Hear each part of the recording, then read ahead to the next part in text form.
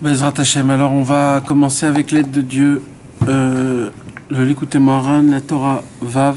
On est arrivé en plein milieu du Gimel.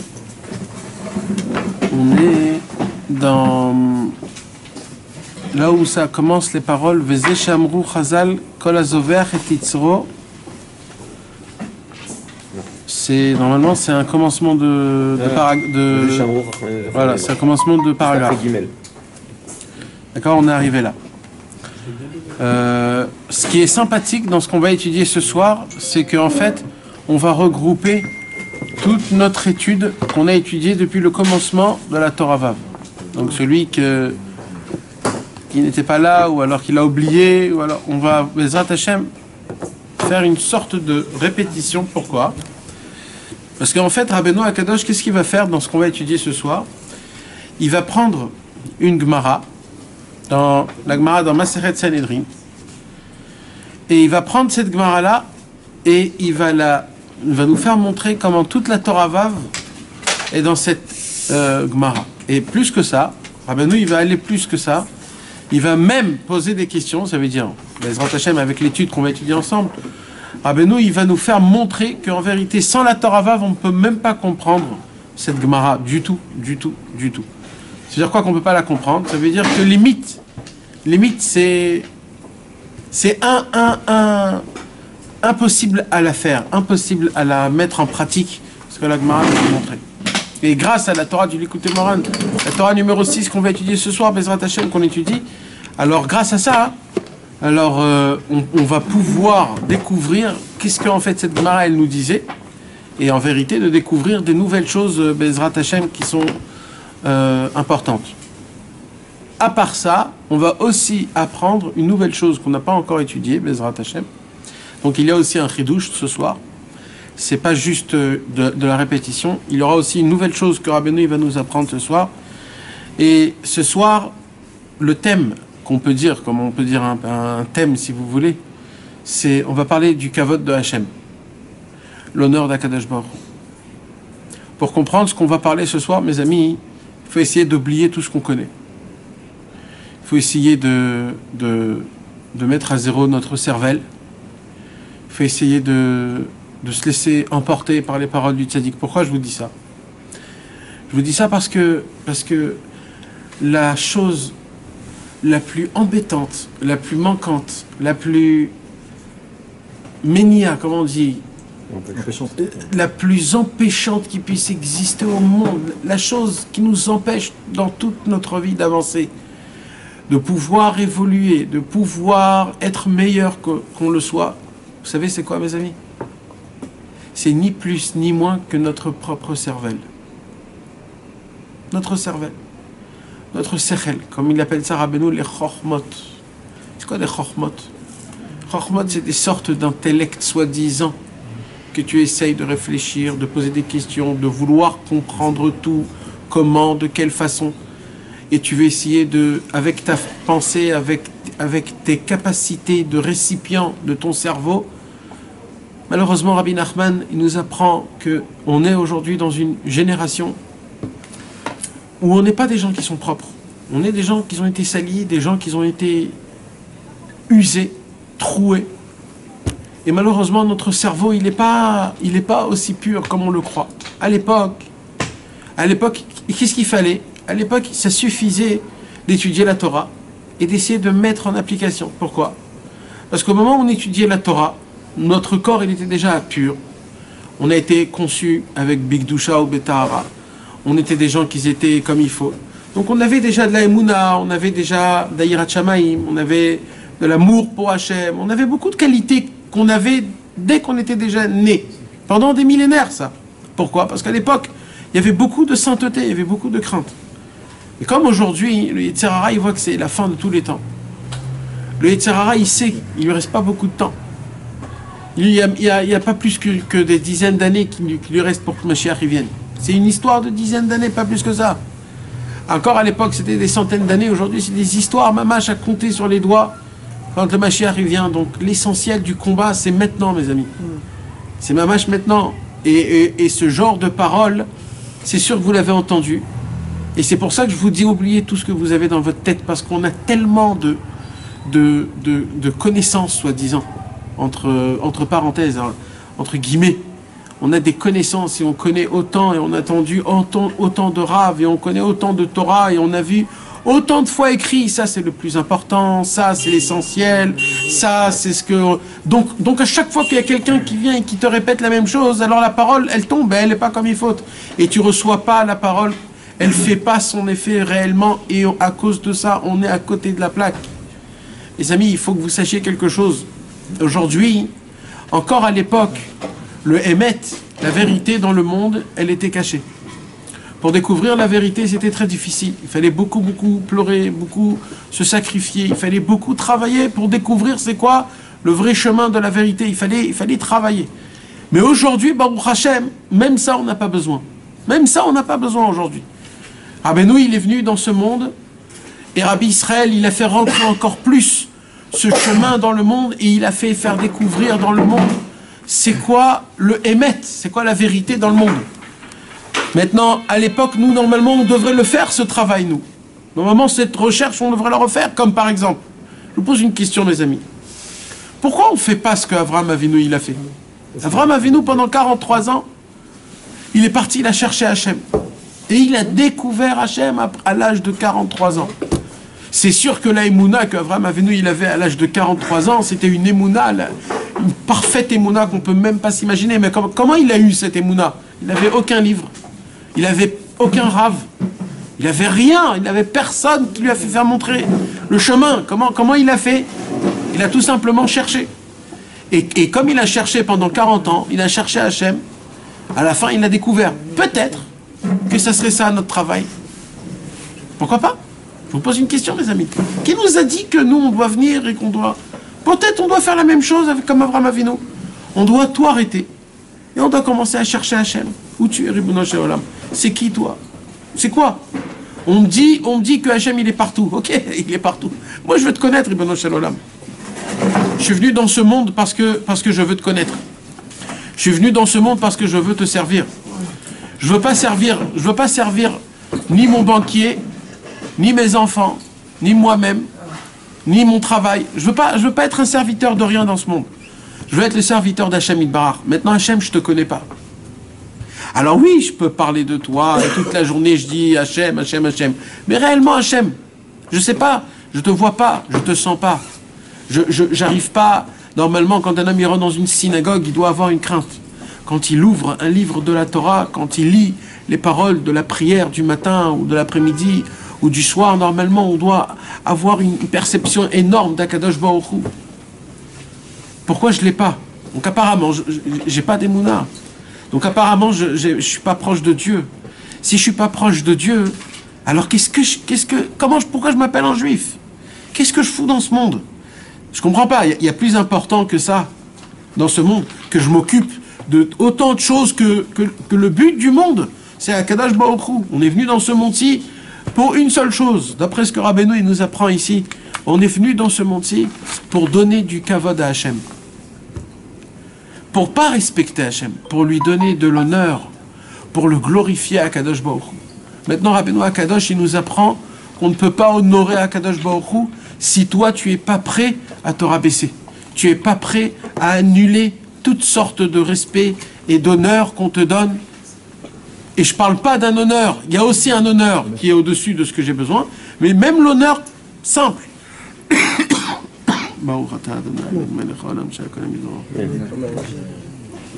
Je parle même l'honneur la plus simple. C'est quoi l'honneur la plus simple? C'est que quand Ras Shalom, quelqu'un il te fait des hontes, ou alors quelqu'un il te fait des, comment on avait dit, des humiliations, toi tu dois être à tes yeux tellement bas, tellement petit, que tu dois t'en foutre. Limite, t'es content. Tu sais que maintenant, pourquoi je reçois une honte, pourquoi on m'humilie, pourquoi on me parle d'une façon comme ça, pourquoi on ne me considère pas, pourquoi on ne me voit pas. Tout ça, c'est pourquoi? C'est parce qu'en fait, j'ai fauté. Et comment on fait teshuva? Il nous apprend Rabbi Nachman. Comment on fait teshuva quand quelqu'un il t'humilie et toi tu te tais? Dans ton cœur aussi. Donc, et dans ton cœur, tu te tais dans ta bouche et dans ton cœur. Et il nous apprend Rabbi Nachman à chaque fois qu'un homme, il va venir, il va te faire une humiliation. Des fois, c'est pas une humiliation. Des fois, c'est qui nous humilie, mes amis? Nous-mêmes. Nous-mêmes. Mais il y a aussi plus que ça encore. Les enfants.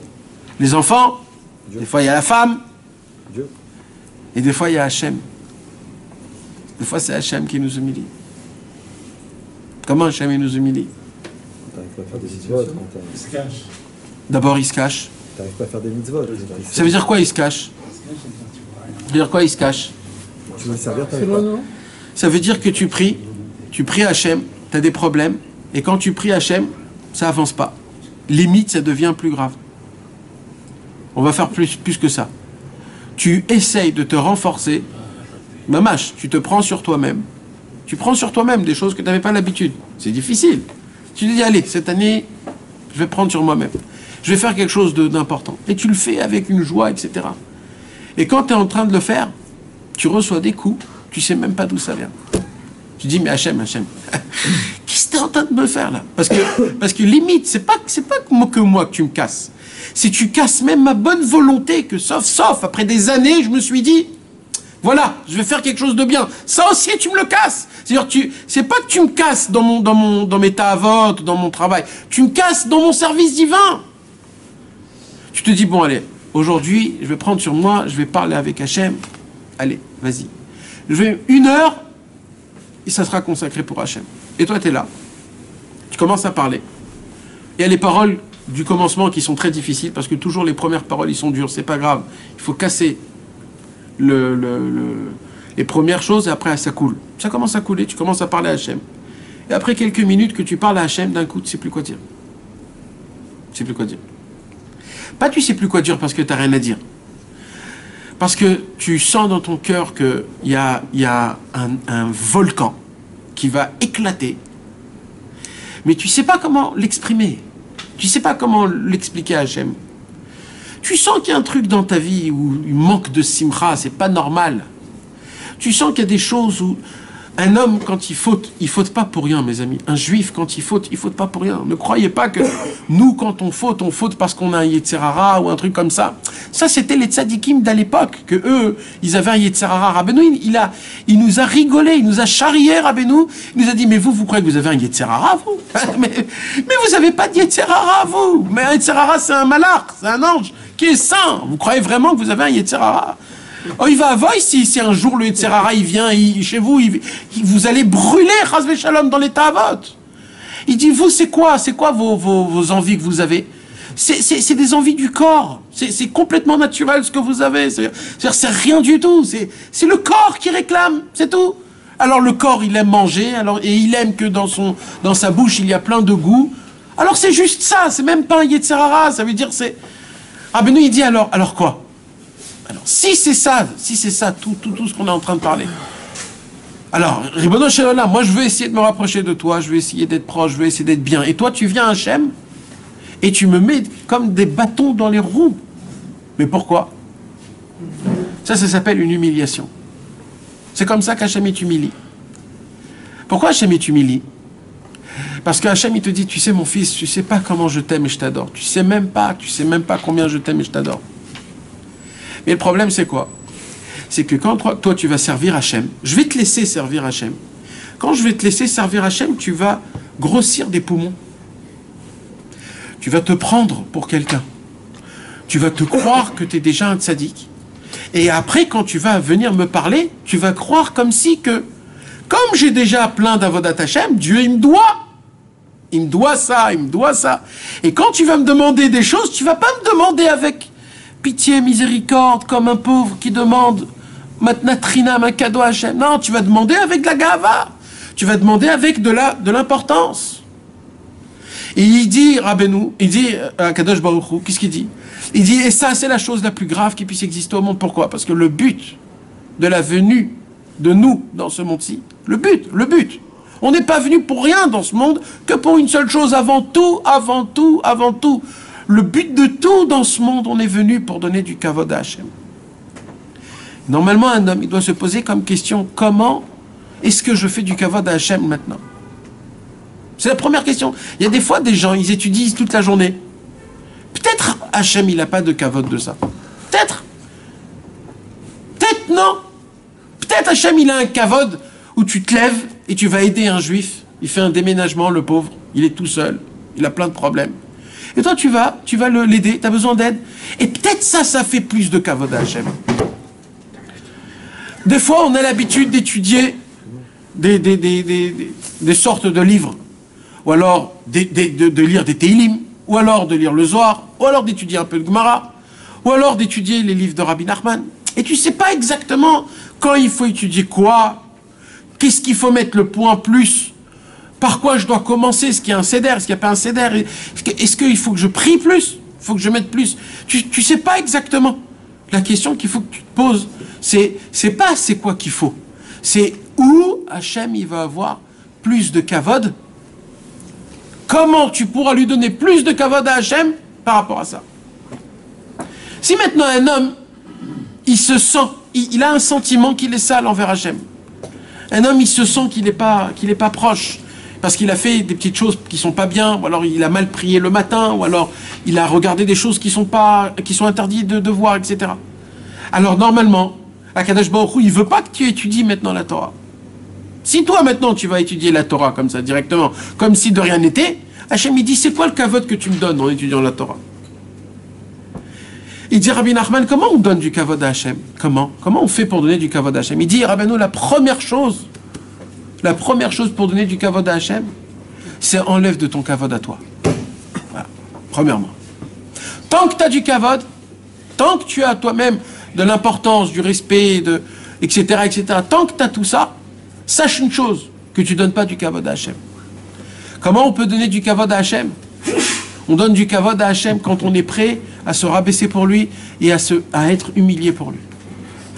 Alors maintenant, quand j'apprends ça, je dis waouh. Alors si c'est ça, je dois vivre une vie qui est à peu près pareille pendant toute une vie. Comment je dois faire? Il dit Rabbi Nachman, t'inquiète pas. Il dit quoi? Il dit moi je vais t'aider à avoir cette sensation-là de combien Dieu est grand et combien nous on est petit. Un être humain. C'est quoi un être humain? Un être humain, c'est quelques kilos de chair, d'os, de sang. C'est 150 kilos, 100 kilos qui court, qui va à droite, à gauche. Il suffit qu'il rentre un virus minuscule qu'on ne peut même pas le voir si on l'agrandit 1000 fois. Il suffit qu'il rentre un virus quelque part et qui peut contaminer cette masse de viande et qui peut nous rendre comme un chou-fleur, comme une pomme de terre. Quelque chose qu'on ne le voit même pas. Tous les jours, tous les jours, mes amis. Je ne vais pas vous dire toutes les heures, mais tous les jours, on est en danger de mort. Tous les jours. Tous les jours, on est en danger de mort. Quand un homme, il va dormir, quand il va rentrer dans son lit, il va étaler son corps dans un lit, et qu'il va fermer les yeux, où tout le corps, il va arrêter de travailler. Akadosh Baruch Hu, il va faire descendre une vitalité qui est toute petite, et qui va faire continuer tout le métabolisme du corps pour que le corps puisse continuer à avoir sa vitalité parfaite, la respiration parfaite, pour que le ventre ne puisse pas travailler, pour pas que ça l'embête, pour que le sang il puisse se dérégénérer, et pour que le cerveau il puisse s'améliorer, etc., etc. Et Akadosh Baruch Hu, il nous fait réveiller. On voit que si on dépend de nos mains à nous, notre corps, on tient pas une seule seconde. Donc c'est qui nous maintient? C'est Akadosh Baruch Hu. Akadosh Baruch Hu, il nous donne du kavod qu'on peut même pas s'imaginer. Sinon on ne le voit pas. Combien Dieu est grand.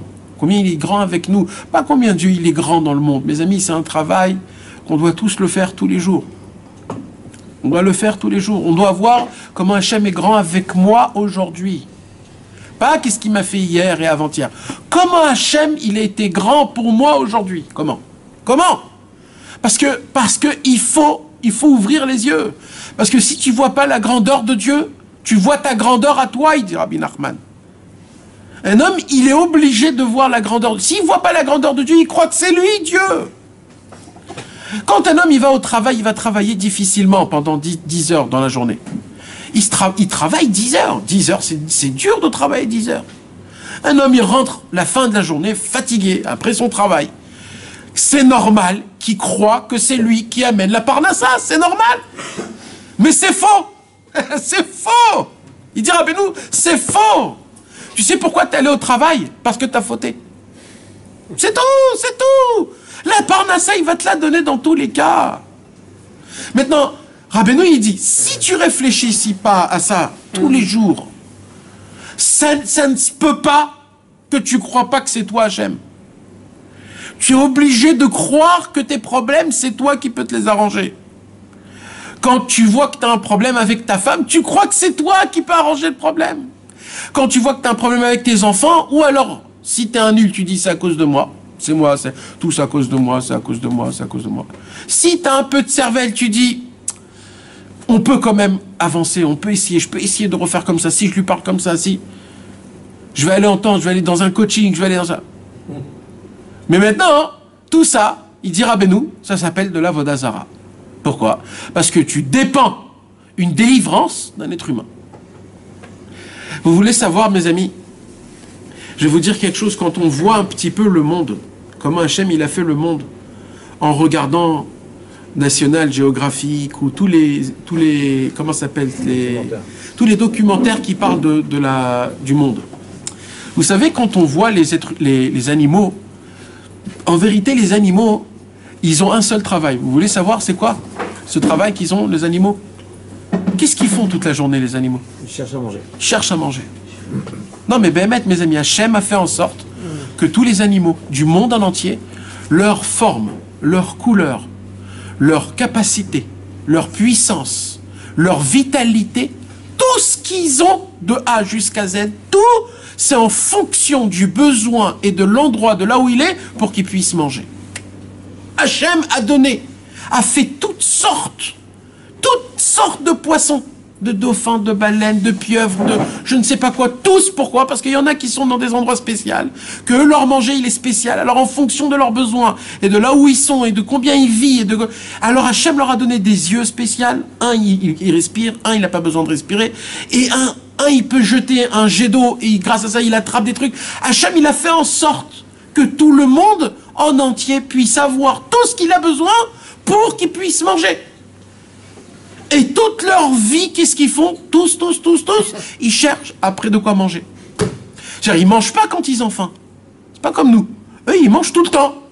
Parce qu'ils sont toujours à la recherche du manger. Comme ça, Hachem leur a créé les animaux sur terre, les animaux sous l'eau. C'est comme ça, pareil.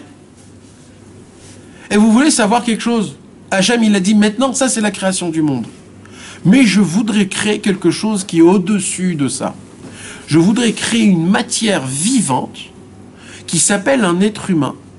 Que lui, il a quelque chose de plus fort que toutes les autres créations. C'est quoi? C'est que lui, il peut réfléchir. Il peut apprendre. Et pourquoi je lui donne ce cadeau-là, de réfléchir, d'apprendre? Pour qu'il puisse comprendre que par-dessus tout, il y a moi. Et quand il a besoin de manger, qu'il me demande à moi. Vous voulez savoir ce que je viens de vous expliquer, mes amis? C'est le commencement de qu'est-ce que c'est une prière. Voici, c'est quoi une prière, d'après la Torah, la plus simple qui est écrite dans la Torah. La plus simple.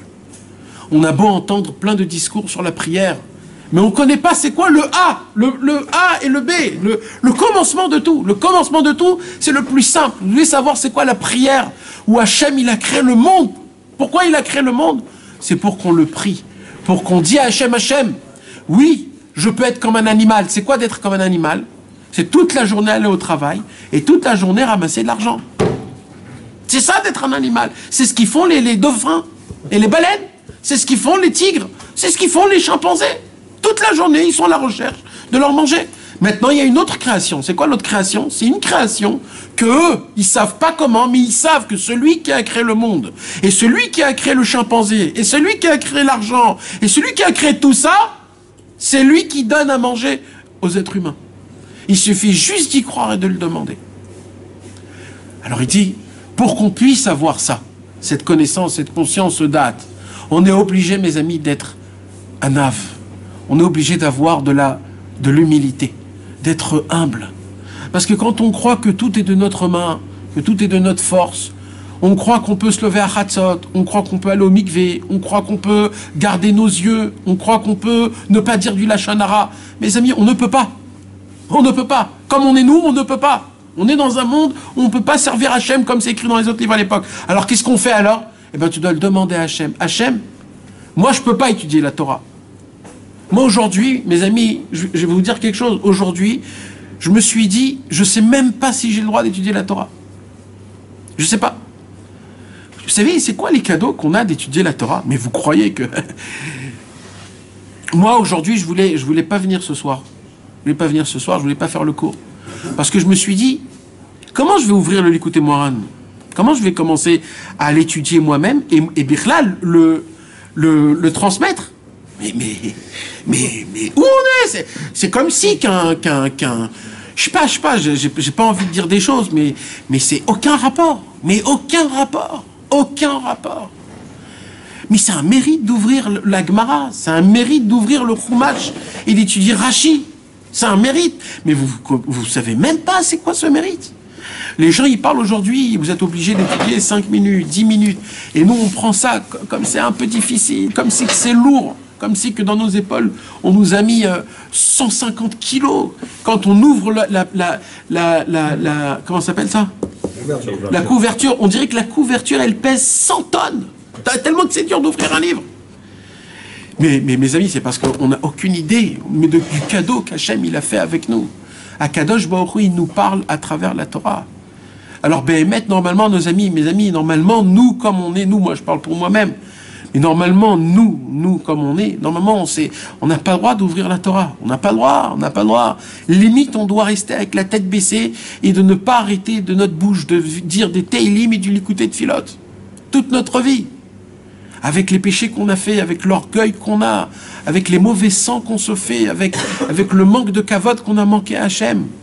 La façon de comment on s'est conduit dans certaines situations, où quand on est tombé dans l'état avot, on a oublié complètement Hachem, la chose la plus grave au monde. Les gens, ils croient que de fauter, la faute, c'est un problème. Ah ben nous, il nous apprend que c'est pas la faute le problème. C'est pas le problème, c'est le manque de kavod que tu as donné à Hachem. Oui. Mais Akadosh Baruch Hu, il est tellement gentil, il a tellement pitié et miséricordieux, et il a envoyé qui? Des tzadikim. Et les tzadikim, ils ont créé quoi? Ils ont créé un processus, un mode d'emploi, comment essayer de faire un guéchour, je ne sais pas comment dire en hébreu, un lien. Mais c'est plus que ça, parce qu'aujourd'hui, mes amis, quand Ras Shalom, il y a un divorce, alors avant de divorcer, alors on est obligé d'envoyer le couple dans une conciliation. Ça s'appelle en hébreu un guichour. Un guichour, ça veut dire un guécher, un pont. C'est-à-dire d'essayer de faire, de relier de faire la connexion. Les tzadikim, mes amis, vous savez, c'est qui les tzadikim? C'est la conciliation. Nous, malheureusement, on a un problème de shlom bayit avec Hachem. Parce que malheureusement, on préfère d'autres que Hachem. On préfère ce monde, on préfère l'état avot. Mais on sait que au profond de nous, il n'y a que Hachem Yitbarach. Alors Hachem, il a fait quoi? Il a créé le guichour, il a créé la conciliation. C'est quoi? C'est les tzadikim. Les tzadikim, ils sont au milieu. Et ils ont écrit des livres. Et ils nous donnent à nous envie de servir Hachem. Et on veut tellement. Et il y a un moment où on veut tellement servir Hachem que quand on va le voir, Hachem, on va lui dire Hachem, c'est vrai que je t'ai trompé, j'ai fait tout ce qu'il ne fallait pas. Mais au plus profond de moi, je suis avec toi et je t'en supplie. Prends-moi, fais en sorte que je suis tout le temps avec toi, Hachem. C'est ça qu'ils font les tzadikim. Comment ils nous apprennent ça? Alors avec des enseignements. Dans cette Torah qu'on apprend ici, Rabbeinu, il nous dit comment tu fais pour donner du kavod à Hachem. Et il nous dit, Rabbeinu, c'est de se sentir rabaissé. Mais comment on peut se ressentir rabaissé? C'est difficile de se sentir rabaissé. Alors le mot rabaissé, ce n'est pas le mot exact, c'est avoir de l'humilité. Alors il dit Rabbi Nachman, alors comment tu vas faire pour avoir le vrai sentiment d'humilité? C'est quoi le sentiment d'humilité? C'est que combien Hachem est grand et combien tu es petit. Comment il dit? Il dit c'est de vivre en mode teshuva. Toute ta vie, sois un Baal Teshuva, il dit Rabbi Nachman. Ça veut dire quoi? Il dit Rabbi Nachman, un homme quand il faute, il demande pardon. Le pardon qu'il a demandé à Hachem. Ce pardon, c'est pas un pardon qui est parfait. C'est un pardon on va appeler ça, il quitte la faute. Vous savez, mes amis, je vais vous donner un petit exemple. Imaginez-vous, il y avait un homme, pendant 20 ans dans sa vie, il était dans une famille qui n'était pas religieuse. Alors, comme c'est normal, il a vécu une vie qui n'est pas religieuse. Un jour, on lui apprend la Torah. Un rav, il vient, il lui fait montrer la Torah. Et d'un coup, il est ébloui, le monsieur. Et ce monsieur, il dit, c'est tellement bon, je fais teshuva. Et il commence à faire teshuva. Très vite, il achète le chapeau, la veste, il achète les livres, des téphilines, le tzitzit, et très vite, il change ses enfants d'école, sa femme se couvre la tête, il commence à faire Shabbat, ça rentre, sa vie, il avance, il avance. Vous savez, mes amis, ça se pourrait que maintenant, dans sa vie, il a vécu une nouvelle vie, change de vie, c'est vrai, ça se peut que c'est une nouvelle vie. Mais qui m'a dit qu'il a coupé les ponts avec sa vie ancienne? Qui m'a dit qu'il n'est pas encore là-bas? Il n'a pas encore de lien là-bas? Parce que vous savez, c'est quoi teshuva? Teshuva, c'est pas que de changer les actions et de faire des bonnes actions. La teshuva, c'est quoi? C'est aussi de savoir que ce que tu as fait, c'est pas bien. C'est très grave. Et pas c'est très grave. C'est abominable. C'est contre l'honneur d'Hachem Yitbarach. Il faut savoir, parce que nous, quand par exemple il y a des photos de l'époque, quand on se voit quand on était jeune et beau et bronzé aux Alpes, etc. Oh là là, qu'est-ce que je voudrais être là-bas. Ça, en fait, qu'est-ce que tu fais? Tu dis à une époque qui était loin de ce que tu es aujourd'hui, tu dis, je l'aime cette époque. Ça veut dire que tu es encore lié à ça. Tu es lié au kiff que tu as fait. Tu es encore lié aux 400 coups. Tu rigoles encore des magouilles que tu as fait. Donc tu es encore lié. Donc tu attires de là-bas encore de la vitalité. Donc t'as pas fait tes chouvas. C'est tout. Alors il dira, ben nous, le problème c'est que les gens ça ne le savent pas. Alors qu'est-ce qu'ils font? Ils croient qu'ils avancent dans la Avodat Hashem.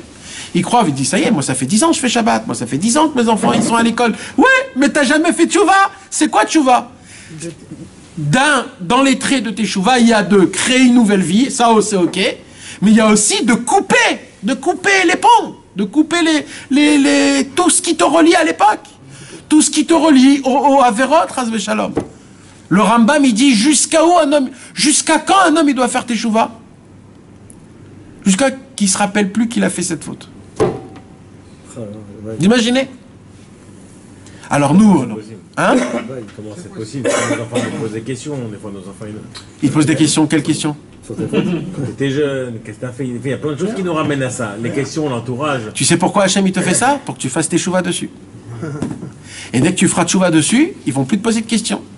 Rabbeinu Akadosh, il nous dit, c'est quoi de vivre en mode teshuva? C'est quoi de vivre en mode teshuva? Tu sais c'est quoi? C'est pas de toujours faire teshuva, non.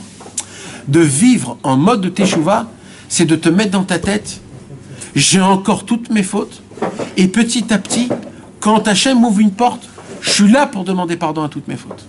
Pas de le jeter derrière et de dire je m'en rappelle plus. Tu dois vivre en mode teshuva. Ça veut dire quoi? Ça veut dire maintenant, Chas v'Shalom, un homme, il laissait ses yeux regarder tout, sans aucune limite. Top. Un homme, un jour, il se dit, bon, il faut que j'arrête avec ça, parce que c'est pas commode. Et il commence à garder ses yeux. Et les choses qui sont interdites de voir, il essaye de garder ses yeux, il ne faut pas voir. Et il commence à tomber. Une fois, deux fois, il garde, mais 3 fois, 4 fois, il tombe. Top. Il se renforce, il retombe, il se renforce, il retombe. Il dit, Rabbeinu, tu sais, ce manège-là, tu te renforces, tu retombes, tu te renforces, tu retombes. Il dit, Rabbeinu, c'est exactement ça que je veux que tu passes maintenant, là, tout de suite. C'est ça. C'est quoi? Je veux que tu montes en haut, tu gardes tes yeux, tu dis, Hachem, fais que je garde mes yeux, je t'en supplie, je veux être kadosh, je veux pas salir mes yeux. Et quand un homme, il est tombé, il a vu des choses pas bonnes. Et là, avec une humilité, avec un rabaissement, il dit, Hachem, je suis tout petit. Ribono Shel Olam, pardon, mais fais en sorte que je puisse me renforcer comme si que c'est ma première fois et comme si que je vais garder mes yeux pour qu'ils sont kadosh. Akadosh Baruch Hu, il veut que ça s'appelle de vivre la teshuva. C'est de toujours être en mode attente. J'attends quoi? J'attends que Bezrat Hashem, Akadosh Baruch Hu, il va venir le jour où je vais être sauvé, je vais garder mes yeux. Mais maintenant là, Hashem, il va me faire tomber. Il va me faire monter, il va me faire tomber. Pourquoi? Pour voir si vraiment je suis prêt à enlever tout mon kavod. Parce que c'est de mon kavod de servir Hachem que dans les montées. Moi, je ne veux pas servir Hachem dans les descentes. C'est pas beau de servir Hachem dans les descentes. Hachem, il dit, mais moi, mon kavod à moi, c'est quoi? C'est que tu me sers même quand tu tombes. C'est pas juste que tu me sers quand t'es en haut. Alors aujourd'hui, t'as raté Shacharit au Minyan. Alors tu vas pas prier, ou alors tu vas prier très vite dans ta maison. Pourquoi? Parce que t'as pas prié Shacharit. Non, sers-moi même quand tu as pas prié Shacharit. Prie une belle prière chez toi à la maison. Ouais, mais c'est pas considéré, y a pas de Minyan, la synagogue qui nous... Hachem, il dit, mais c'est moi qui t'a mis dans cette situation, c'est moi qui t'a fait réveiller tard, c'est moi qui t'a fait faire glander. Pourquoi? Parce que je veux que tu me vives, je veux que tu me sers, même quand tes roues ils sont trouées, même quand tes roues n'ont plus d'air.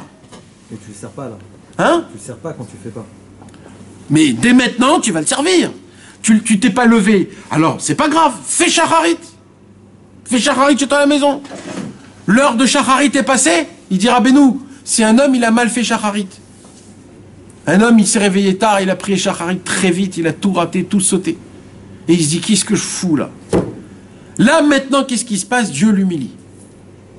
Et qu'est-ce qu'il veut Hachem? Que de cette humiliation tu fais tes chouvas, parce que c'est ça qui t'emmène à la teshuva, et que tu te remettes directement. Comment? Il dit Rabbi Nachman, tu prends les psaumes de Tehillim, et tu commences à lire un psaume, avec ton cœur, et il dit Rabbeinu, t'as tout gagné. Pourquoi? Parce que Hachem, il a voulu que tu le sers là-bas. Mais tu peux pas le servir normalement parce que tu es en chute. Alors sers-le comme tu peux. Sans t'angoisser, sans t'étrangler. Comme tu peux, sers-le. Mais sers-le avec de la joie. Parce que l'essentiel du service divin, c'est de servir Hachem dans la joie. Un homme qui ne sert pas Hachem dans la joie, il ne donne pas du kavod à Hachem. Le kavod de Hachem, c'est quand on le sert avec de la joie. Pas de le servir quand on est avec une tête baissée, quand j'ai fauté, quand je me suis énervé, quand je me sens sale, quand j'ai grondé ma femme ou alors mes enfants. Je me sens pas bien, je me sens pas bien, je me sens dégoûté. C'est impossible à faire. Et là, Rabbeinu, il dit, tu dois, à Kadosh Baruch Hu, pourquoi il t'emmène dans cette situation? Pourquoi il te donne ce sentiment? Pour que tu puisses sentir qui tu es, combien t'es bas, combien t'es rabaissé. Mais malgré ça, Hachem, il veut que tu le sers là-bas. Si tu le sers là-bas, c'est du kavod à Hachem. Donc en fait, il y a 3 sortes de kavod, mes amis. En vérité, en tout, quand on global. Il y a l'homme, malheureusement, qui cherche son honneur.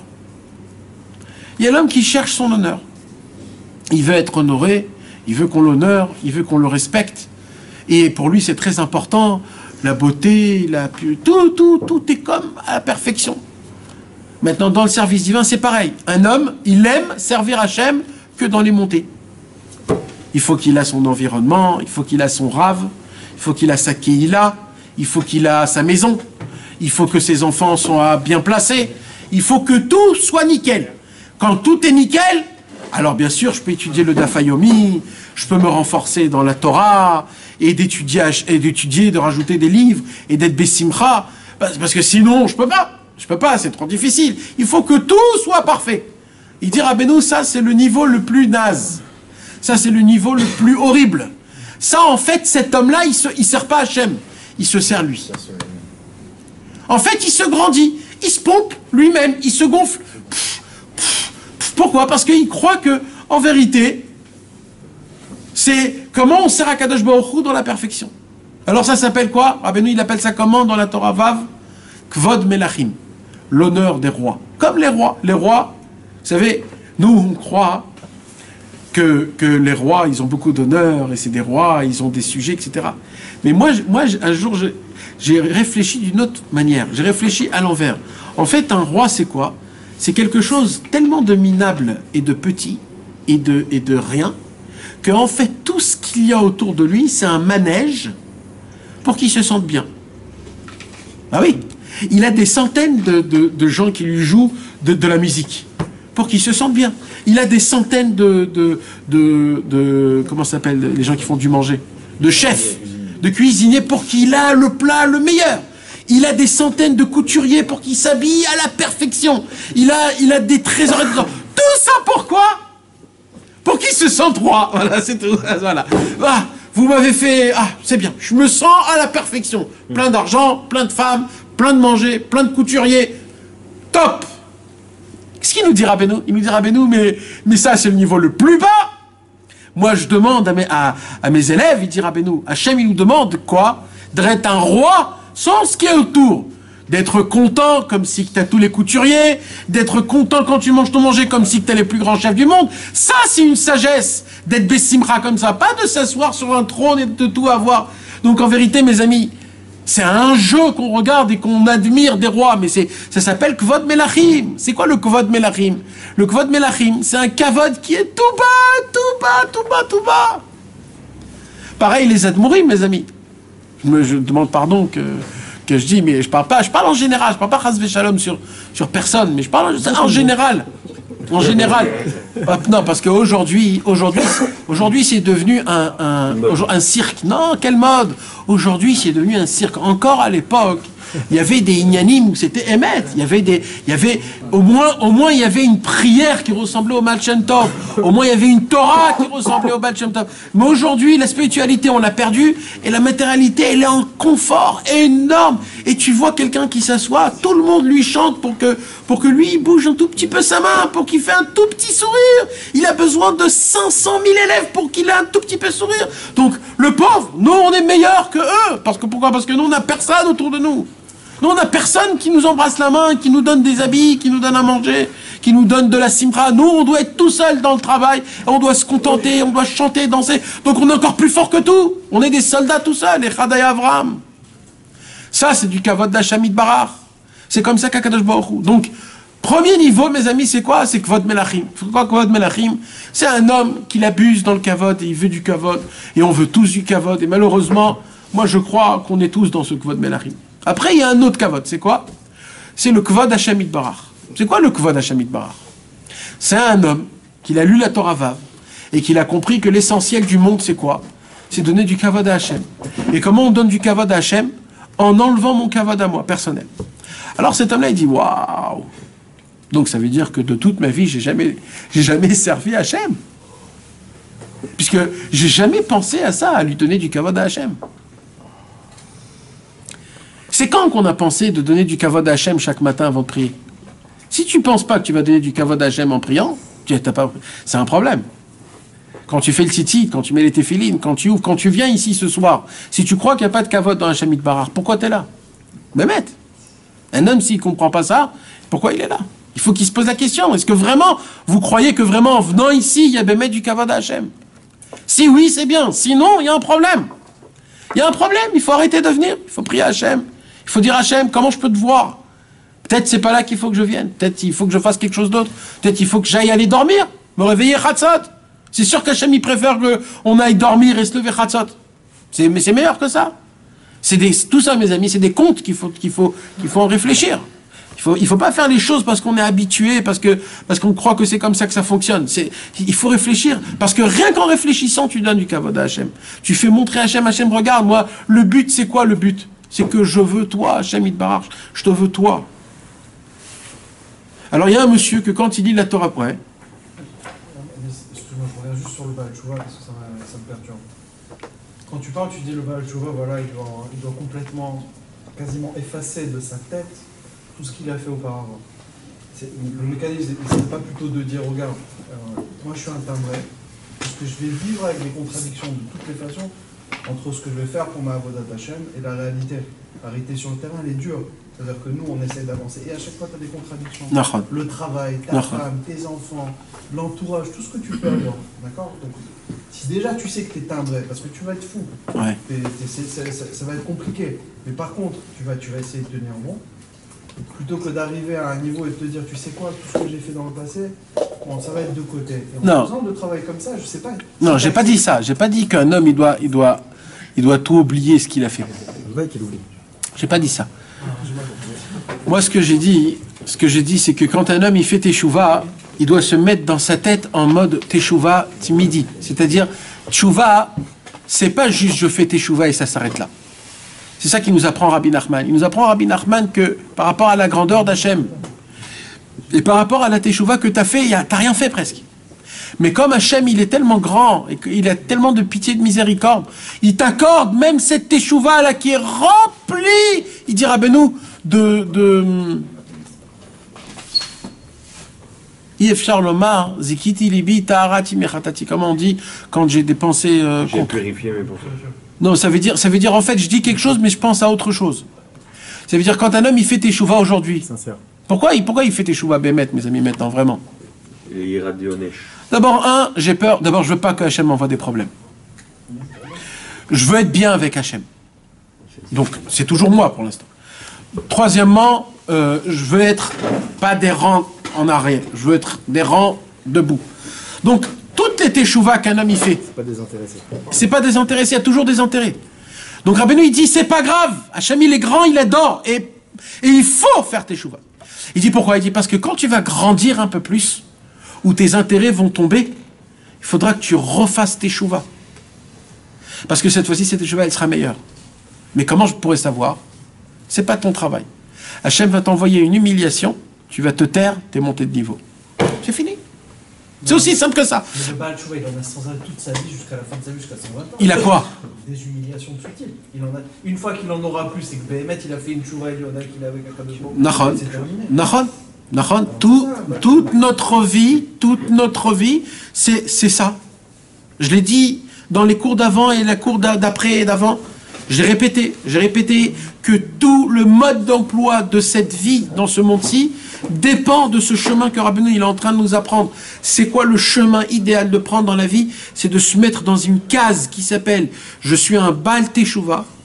Baal Teshuva égale Achna'a. C'est quoi Achna'a? Rabaissement. Toute ta vie, tu seras en rabaissement, mon frère. C'est pas quelque chose de mal. En face d'Akadosh Baruch Hu, c'est énorme. Parce que chaque seconde que tu sais que t'es rien, tu donnes de l'honneur à Hachem Yitbarach. Et ça, c'est quelque chose de grand. Et si tu arrives à le faire même dans ton avodat Hachem, c'est encore plus fort. Pourquoi? Parce que dans ton avodat Hachem, on va te prouver que tu es un minable. Et Rabbeinu, il va te dire, toi, tu dois te prouver que tu es un grand. Tu dois te prouver que tu es un combattant. Tu dois y croire que tu vas gagner. Et ça s'appelle faire teshuva sur la teshuva. Ça, c'est la teshuva du niveau de Shabbat Kodesh. C'est quoi le niveau de Shabbat? On a parlé le cours dernier. Avant Kippour, c'est un sod qui est énorme. C'est quoi le Shabbat? Le Shabbat, c'est le tzaddik. Un homme, il doit, en vivant comme ça, s'appuyer sur le tzaddik. S'appuyer. Qu'est-ce que tu crois que tu peux faire teshuva? Rabbeinu, il fait teshuva pour toi, il a dit.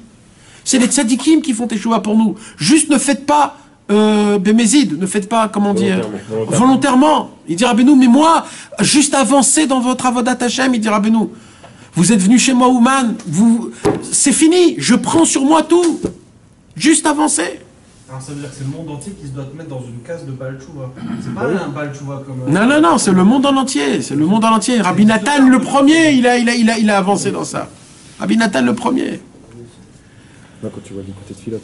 Donc maintenant, mes amis, juste pour que vous puissiez comprendre, parce que là, on parle un petit peu autour et on n'arrive pas au point. D'accord? C'est important pour que vous puissiez comprendre. Il y a 3 catégories de kavod, mes amis. Premier kavod, on a dit, c'est le kvod melachim. L'honneur royal. C'est quoi l'honneur royal?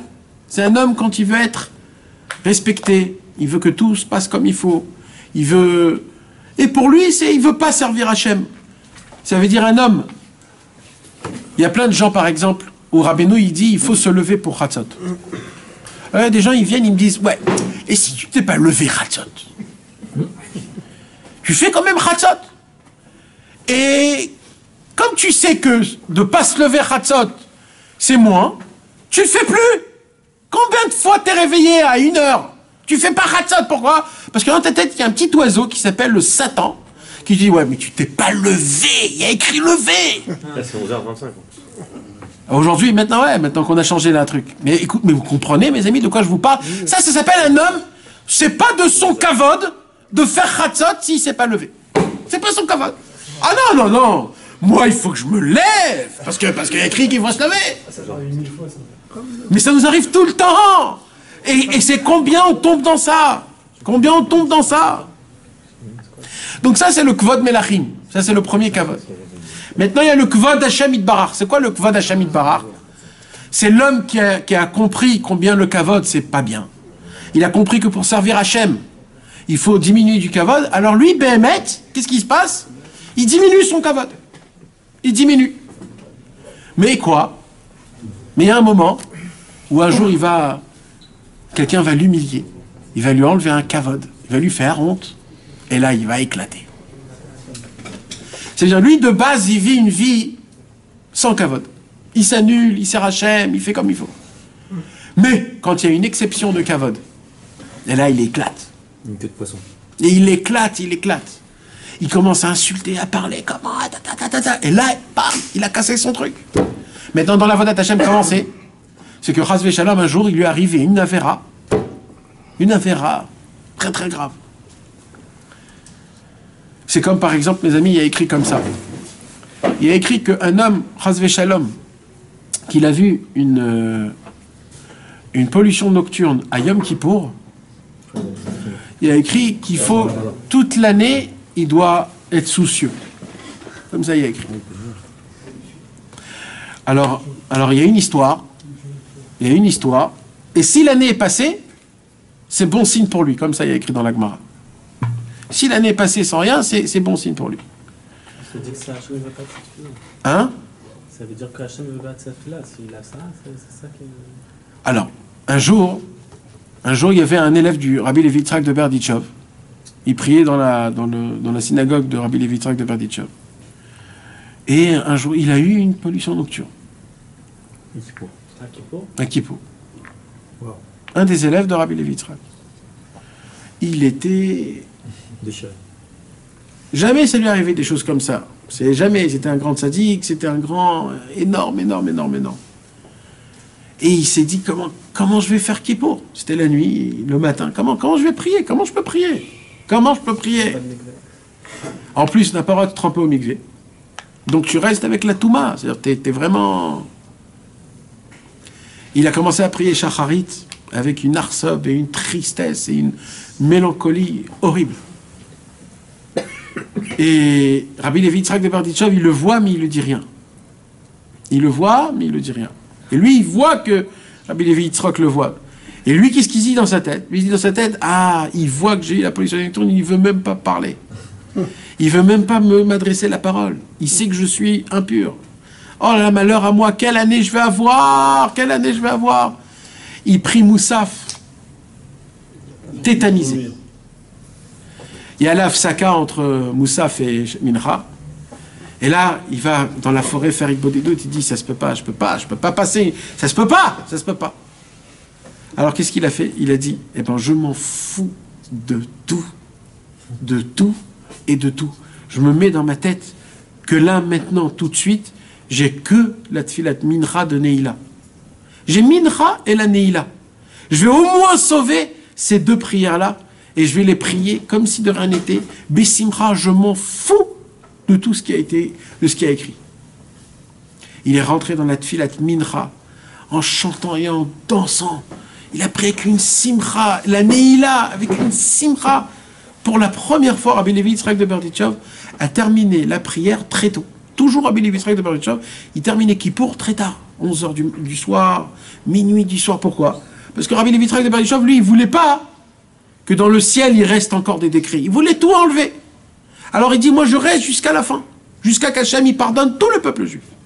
Mais là, cette fois-ci, ils ont terminé pile poil, tu sais, d'accord, Ravim, t'étais terminé, Arvit, Shofar, tout le monde était en train de faire Birkat Alevana. Ils viennent, la femme de Rabbi Levi Yitzhak de Berdichov, et il dit à Rabbi Levi Yitzhak, comment ça se fait que cette année, on a terminé tôt? Il a dit, cette année, on a eu un miracle. Il a dit quoi? Il a dit, un de nos élèves, il a tellement prié Bessimcha, qu'il a fait rentrer toutes les prières de tout l'âme Israël. Dès qu'il a fait Mincha, c'était déjà tout rentré. Il fallait même pas faire la Neila, il a dit. Et sa Simcha, elle a ouvert toutes les portes. Et il dit, maintenant, le plus beau, c'est quoi? C'est que dans sa tête, il se dit, comme je suis un zéro et un rien, et un puant, et de la touma, etc., le plus beau, c'est que tout ce qu'il a fait, et il croit encore que c'est un rachat. C'est le plus haut niveau, parce que normalement, quand un homme, il fait une belle prière, il se croit que c'est un tzaddik. Le plus beau chez cet homme, c'est qu'avec une prière comme ça, il est resté aussi humble. C'est son humilité, en fait, qui a créé ça. Quand Rabbi Nathan, il a entendu cette histoire, il a dit, nous, les Chassidei Breslev, Hachem, il veut qu'on le serre toujours comme ça. Il va nous faire montrer qu'on est des gens toujours sales, mais grâce à Rabbeinu, on va être toujours Bessimcha.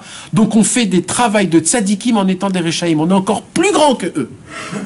Comme ça, il a dit Rabbi Nathan. Il faut faire un zamra sur soi. Ouais. On peut être heureux là-dessus, là, qu'on a fait. Ouais. Où est-ce qu'il y a écrit? Dans un Safek Kodesh. Donc, il y a le kavod Hashem Idbar. C'est quoi le kavod Hashem Idbar? C'est que le petit kavod que toi tu reçois sur toi, le kavod, tu le donnes à Kadosh Baruch Hu. Mais au moment où tu vois, au moment où on te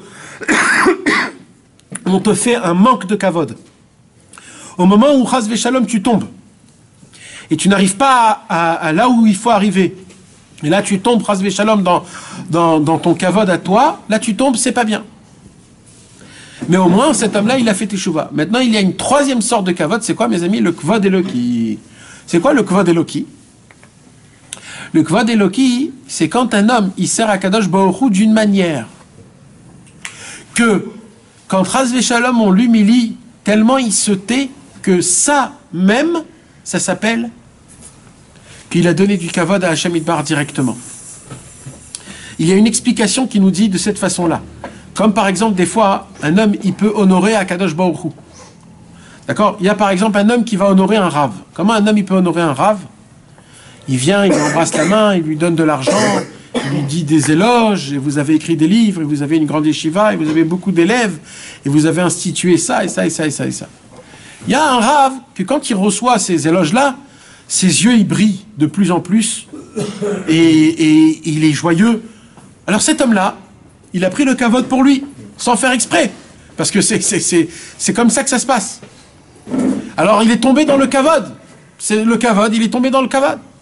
Il dit par contre, il y a un rave, que quand on lui donne du kavod, lui, tellement il se crispe. Parce qu'il sent tellement que ça appartient à Hachem. Qu'est-ce que vous êtes en train de me faire là? Tu crois vraiment que tu me jettes des fleurs? Mais tu es en train de me tuer, t'es en train... Le fait qu'un homme, il se crispe et qu'il donne... En fait, il veut que ça soit donné que à Hachem. Quand quelqu'un, il va le voir, ça, il va dire, waouh, quel honneur à Hachem. Là, qu'est-ce qu'il a fait? On lui a donné du kavod, et le kavod est monté directement chez Hachem. Ça s'appelle kvod Eloki. C'est le kavod le plus élevé, et c'est comme ça qu'on sert à Kadosh Baruch Hu. On sert à Kadosh Baruch Hu de quelle manière? Que de chaque situation qu'on te met dans ta vie, bonne ou mauvaise, humiliante ou pas humiliante, ou quand on te donne du kavod ou pas quand on te donne du kavod, quand tu as ta parnassa ou quand tu n'as pas ta parnassa, quand tu es un serviteur de Dieu ou pas, dans tous les niveaux, tu te conduis d'une manière que quand on te regarde de dehors, on te dit waouh, ça c'est un serviteur d'Hachem. Il sait que tout c'est à Kadosh Baruch Hu. Tout ce qui se passe, Hachem m'a mis dans ma situation là pour que je le sers dans cette situation. Donc pourquoi me mettre dans des mauvaises situations? Pourquoi être triste? Pourquoi être triste quand c'est Hachem lui-même qui m'a mis? Maintenant qu'on a expliqué ces trois sortes de kavod-là, mes amis, on va voir la Gemara dans la Masechet Yoma, dans la Masechet Sanhedrin, la Gemara. On va l'étudier d'abord la Gemara toute seule, et après on va voir ce que Rabbeinu il a à dire sur cette Gemara. La Gemara, elle est toute petite. 3 petites lignes. C'est quoi la Gemara qu'elle dit? La Gemara Masechet Sanhedrin, Daf Mem Gimel Amud Bet, Amar Rabbi Yoshua ben Levi. Rabbi Yoshua, le fils de Lévi, il dit Kol hazoveach et Yitzro umitvadeh alav. Tout celui qui arrive à sacrifier son Yetzerara. Vous savez que la Gemara, chaque mot, il faut bien regarder. Ça veut dire quoi? Kol hazoveach et Yitzro. Ça veut dire quoi? Tout celui qui sacrifie son Yetzerara. Ça veut dire quoi sacrifier le Yetzerara? Normalement, c'est pas le mot, c'est pas le mot exact, sacrifier. Le mot, c'est de se renforcer, l'Eidgaber, se renforcer contre le Yetzerara, annuler le Yetzerara, briser le Yetzerara. Mais ça veut dire quoi sacrifier le Yetzerara? Alors Rashi il dit Zoveach et Yitzro leachar she'esito larto. Il dit Rashi, ça veut dire qu'un homme, par exemple, il est tenté de faire une avéra. Il est tenté. Et là, ça commence à monter dans sa tête. J'ai envie de faire ça, j'ai envie de faire ça, j'ai envie de faire ça, j'ai envie de faire ça. Et lui, il dit j'y vais pas, j'y vais pas. Et il vient pour le faire, et il s'arrête. Et quand il s'arrête, il fait teshuva. Il dit Hachem, pardon. Il fait teshuva de quoi? Qu'il allait fauter. Pas qu'il a fauté, qu'il allait fauter. Parce que le fait d'y réfléchir déjà, c'est déjà un problème. Comprenez ce que je suis en train de vous dire, mes amis? Ah oui, bien sûr. Rien que d'y réfléchir. Donc, qu'est-ce qu'il fait cet homme-là? Il considère cette petite chose qu'il a fait que c'est même pas la vera. Il a ouvert une C'est porte. juste une porte. Il a ouvert une porte pour la vera. C'est juste le fait qu'il a ouvert une porte pour la vera. Sur ça, il fait tchouva. Kol azovea chetitzro. Ça s'appelle sacrifier son Yetzerara. Pourquoi ça s'appelle sacrifier le Yetzerara? D'où on apprend ça que ça s'appelle sacrifier le Yetzerara? Du Sefer HaCharedim. Vous avez entendu parler du Sefer HaCharedim? Sefer HaCharedim, c'était à l'époque du Hari HaKadosh. Il priait dans la même synagogue du Hari HaKadosh, avec Rabbi Yosef Karo, avec Rabbi Shlomo Elkabetz, avec Rabbi Moshe Cordovero. Il y avait encore un grand tzaddik qui s'appelait Rabbi Elazar Askari. Rabbi Elazar Askari a écrit un livre qui s'appelle Sefer HaCharedim. Et le Harizal, il a raconté qu'à l'Akba Omer, Rabbi Elazar Askari a dansé avec Rabbi Shimon Bar Yochai. Oh. Donc imaginez-vous de qui on parle. Rabbi Elazar Askari a dit sur cette Gemara un ridouche énorme. Il a dit quoi? Il a dit au début, le Yetzerara, il ressemble où tu as un palais. Et au début, le Yetzerara, il vient dans ton jardin. Il vient dans ton jardin. Maintenant, toi, tu vois qu'il y a un monsieur qui est dans ton jardin. Alors, quand tu le vois qu'il est dans ton jardin, tu te dis, oulala, c'est qui ce monsieur-là? Qu'est-ce qu'il est en train de faire? Qu'est-ce qu'il fait? Et il dit comme ça, si tu dis rien en le laissant dans ton jardin, alors il va se dire, s'il me laisse dans mon jardin, donc je peux rentrer un petit peu dans la cour. Et là, l'Yetzerara, il rentre dans la cour. Et là, il dit, le Sefer HaCharedim, dit, mais si tu ne dis rien dans la cour, il dit, bah si on ne dit rien dans la cour, je vais rentrer dans l'entrée, dans le lobby. Et là, il rentre dans le lobby du palais. Et plus il rentre dans le lobby du palais, après il rentre dans les chambres, jusqu'à où? Jusqu'à qu'il arrive dans ta propre chambre à dormir. Et il dit, le Sefer HaCharedim, dès qu'il rentre dans ta chambre à coucher, il n'y a plus rien à faire. Pourquoi? Parce que limite, il se dit, si je suis arrivé ici, c'est grâce à toi. Tu m'as laissé rentrer. Donc tu ne peux pas aujourd'hui te réveiller un jour et me dire dégage. Je suis là par toi, donc je ne bougerai plus. Donc c'est fini.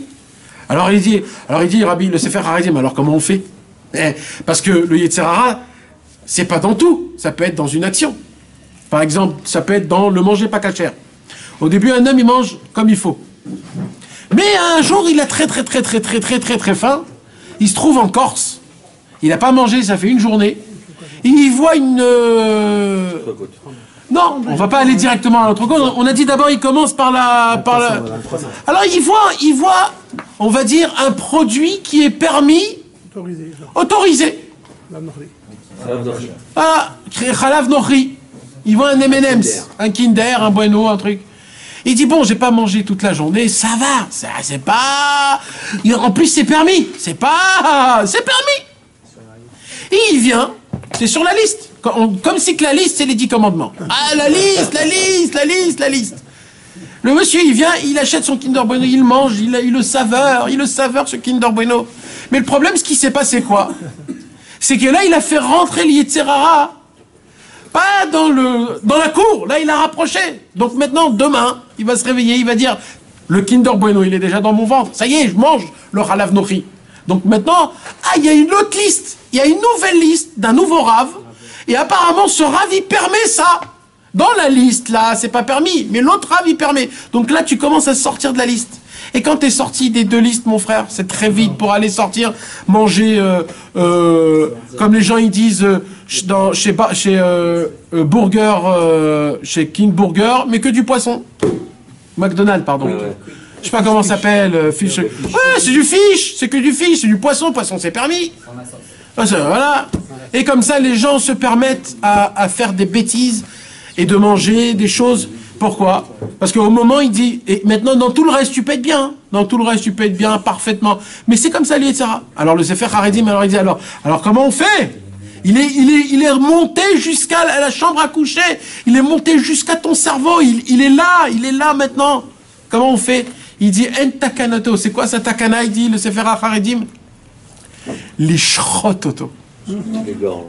Si tu le tues pas et tu l'égorges pas, c'est lui qui va te faire sortir de ta chambre à coucher. Ça, c'est pas l'isvoir. Ça, il dit le Sefer HaCharedim, ça c'est l'isvoir. C'est ça qui est écrit dans la Gemara. Kol hazoveach et yitzro. C'est quoi kol hazoveach? Sacrifier. C'est-à-dire quoi sacrifier, il dit? Ça veut dire quoi sacrifier? Tu dois le trancher. Alors la question que moi je pose, ça veut dire quoi de trancher? Ça veut dire quoi de trancher le Yetzer Hara?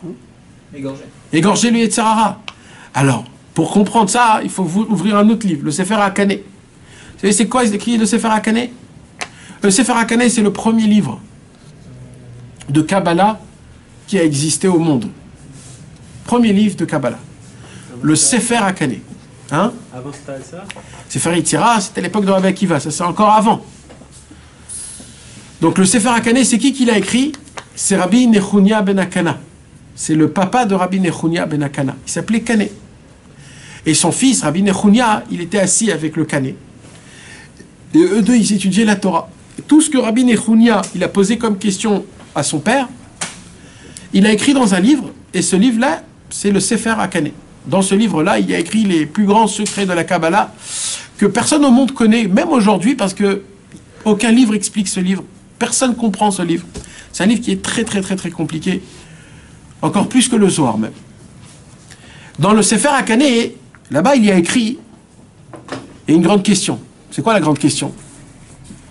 La grande question, c'est comment c'est possible qu'un Baal Tshuva dans le monde futur, sa place, elle est tellement élevée que même un tzaddik parfait ne peut pas s'asseoir à côté de lui. Comment c'est possible? Comme ça, Rabbi Nechunia a posé la question à son père, le Kaneh. Comment c'est possible? Un Baal Tshuva, il a connu la faute. Il connaît le goût de la faute. Il a fauté, il a kiffé, il s'est laissé aller. Le Talmid Raham, le tzaddik, il n'a pas connu la faute, pas parce qu'il ne pouvait pas la connaître. Il pouvait la connaître. Il pouvait aller dehors et kiffer. Il pouvait manger un plat savoureux. Il pouvait kiffer une petite sieste l'après-midi. Mais il n'a pas fait. Il s'est sacrifié. Il s'est mortifié. Il a tout donné à Hachem. Tout donné à Hachem. Comment un homme comme ça ne peut pas s'asseoir à côté? Limite, tu m'aurais dit, il peut s'asseoir. Mais non, mais il ne peut pas s'asseoir parce qu'il atteint un niveau de grandeur, le Baal Tshuva, tellement grand que même un tzaddik ne peut pas. Comme ça, Rabbi Nechunia a posé la question au Kaneh. Et vous savez qu'est-ce qu'il a répondu, le Kaneh? Le Kaneh, il a répondu, la seule différence, c'est que la personne qui a fauté, le Baal Tshuva, pourquoi il a une place qui est énorme? C'est parce que tout le temps, il se rappelle de sa faute. Donc, il est toujours en mode humilité. Le tzaddik, par contre, il est en mode humilité, les tzaddikim. Mais les tzaddikim, ils ont aussi, de l'autre côté de l'humilité, un peu de... Comment on peut appeler ça? Fierté. Un peu d'orgueil. De la bonne orgueil. D'où on voit ça, comme c'est écrit. Vaikba libo, bedarke Hashem. On voit que le roi Yehoshaphat, il avait de la gava, mais dans la vodat Hashem. C'est bien, mais c'est de la gava. Hashem, il aime plus la hanava. Vous savez, mes amis, je vous ai raconté l'histoire avec Avraham Avinu. Quand Mashiach vient venir, alors Hashem, il va faire une grande séouda. Dans cette séouda, on va manger le Léviathan, on va manger le taureau, et on va boire un vin qu'il a gardé depuis la création du monde. Le vin, le Yain Ameshuma. Quand on va manger tous à cette table avec tous les tzadikim de toutes les générations, avec Hachem lui-même, à la fin de la séouda, Akadosh Baruch Hu, il va dire qui veut faire le zimoun? Alors il va prendre de kos Hachem, et il va aller chez Avraham Avinu. Il va dire Avraham Avinu, fais zimoun. Avraham Avinu, il dit pardon Hachem, je peux pas. Il dit pourquoi je peux pas? Il dit parce que moi j'ai emmené Ishmaël. C'est pas bien. Je peux pas avoir le mérite de faire le zimoun. Il donne à Yitzhak, il dit moi j'ai emmené Esav. Il donne à Yaakov, il dit Yaakov, moi je me suis marié avec 2 sœurs. Dans la Torah il y a écrit que c'est interdit de se marier avec 2 sœurs. Il le donne à Yosef. Yosef il dit moi j'ai pas fait mon kibbutz avem à Yaakov. J'ai fait. Et comme ça, tous les tzadikim, ils ont un problème. Et il y a un tout petit qui se lève comme ça. Il siffle comme ça à Hachem.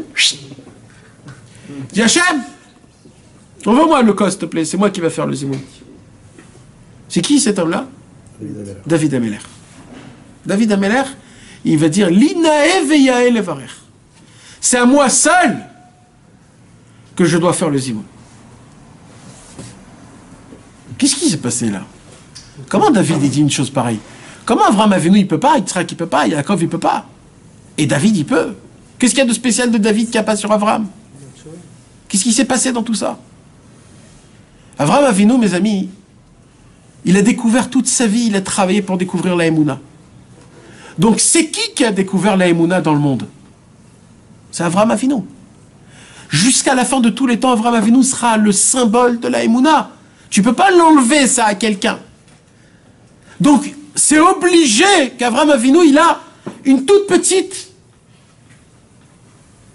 nuance, toute petite pensée de...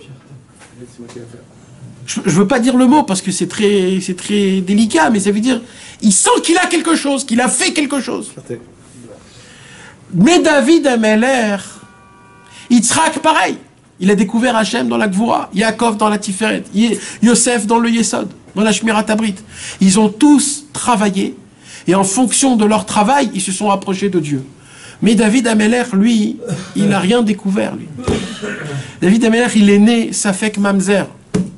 Il est né loin de tout, toujours poursuivi de tout le monde. Shaoul était jaloux de lui, Avshalom était jaloux de lui, Achitophel était jaloux de lui. Tout le temps, il a été... Toujours, David Ameler, quand il venait chez Hachem, c'était quoi? Aie pitié de moi, Hachem, prends-moi par pitié. Pourquoi David Ameler, il dit que c'est lui qui peut faire le Zimoun? Parce que jusqu'à maintenant, qu'est-ce qui s'est passé? Avraham, Yitzhak... David Ameler, il dit, si Avraham, Yitzhak et Yaakov veulent se considérer, se mesurer devant Hachem, alors ben, personne ne peut dire le Zimoun devant Hachem. Parce que qui peut tenir devant? Mais comme moi, de base, je suis rien, et que de base, je dis que tout pour moi, c'est Hachem, alors moi, c'est le seul qui peut dire le Zimoun. Pourquoi? Parce que moi, j'ai rien fait. Moi, j'ai rien découvert. Moi, je me suis mis totalement que Hachem. Que Hachem. Tout ce que j'étudiais, c'était Hachem qui me le donnait. Tout ce que je faisais de pas bien, c'était Hachem. Tout, c'était toujours Hachem. J'ai toujours tout mis à Hachem. J'ai tout donné à Hachem. J'ai que crié quoi? Les Teilim. C'est quoi les Teilim? C'est quoi Hitbodedut des doutes? C'est de dire Hachem, moi j'ai rien, toi donne. C'est comme un pauvre, j'ai rien, donne. Donc oui, moi je peux faire les zimoun de mes amis. Quand nous on comprend qu'on n'est rien, là on peut obtenir. Mais quand on croit qu'on a quelque chose, c'est là où on tombe. Donc c'est quoi Zovéar qui nous apprend ici? C'est d'avoir ce niveau-là. Oumit vadé. La Gemara continue à dire, et celui qui arrive à faire le vidouille. Alors qu'est-ce qu'elle dit la Gemara? C'est comme si qu'il a honoré Akadosh Baruch Hu dans les deux mondes. C'est quoi les deux mondes? Hein? Dans la Gemara? Dans l'écouté moral?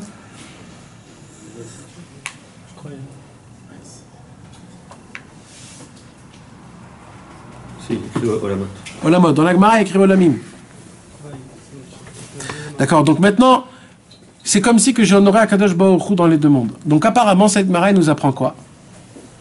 Elle nous apprend que pour honorer Akadosh Baruch Hu dans les deux mondes, il faut arriver à un niveau de sacrifier le Yetzer Hara. D'après ce que, comme ce que je vous ai expliqué. C'est hyper dur.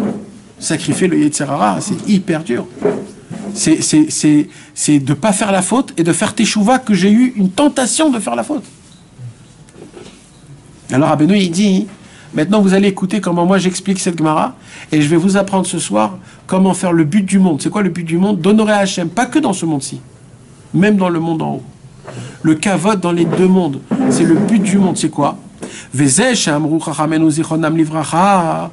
ça que les Chachamim nous ont appris. Tout celui qui sacrifie son Yetzera. Là, jusqu'à là, c'est la Gemara. Maintenant, Rabbeinu, il explique.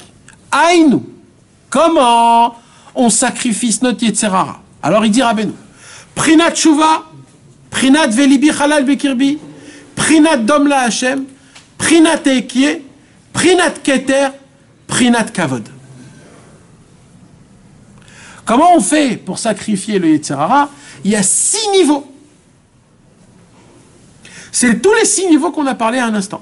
Quoi? Alors je reprends depuis le début. Aïnou, Prinat Tshuva. Premier niveau, c'est Tshuva. C'est quoi Tshuva? Le minimum de tout, on a dit, Kesheba Adam Leter et Tatzmo. C'est le moment où un homme, il rentre dans sa tête la première pensée aux volontés de se dire « Ouh là là, il faut que j'arrête là. Il faut que je me prenne en main. Il faut que... » Il dit Rabbeinu, ça c'est le minimum. Ça commence par un hirour de teshuva. Obligatoire. C'est le prinat teshuva. Il dit Rabbeinu, s'il n'y a pas ça, c'est très grave. Mais ça commence par avoir un hirour de teshuva. Après il dit Rabbeinu, mais le hirour de teshuva, il suffit pas. Pourquoi? Il y a deuxième niveau. C'est quoi le deuxième niveau? Prinat velibi halal bekirbi. On a dit, mes amis, que d'où vient tout nos ta'avot?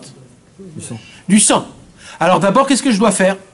Mon sang. Comme je peux toujours fauter, il faut que j'arrête ce mauvais sang qui coule dans mon corps. Comment j'arrête ce mauvais sang qui coule dans mon corps qui me fait mes péchés? Bechinat dom lachem. Quand quelqu'un il va venir, il va m'humilier. Alors qu'est-ce qui va se passer? Je vais être tout rouge. Comment on dit du sang? Qui monte. Dame. Qu'est-ce qu'il dit Rabbeinu? Tu vas prendre dame et tu vas faire dom. C'est quoi dom? Tu vas te taire.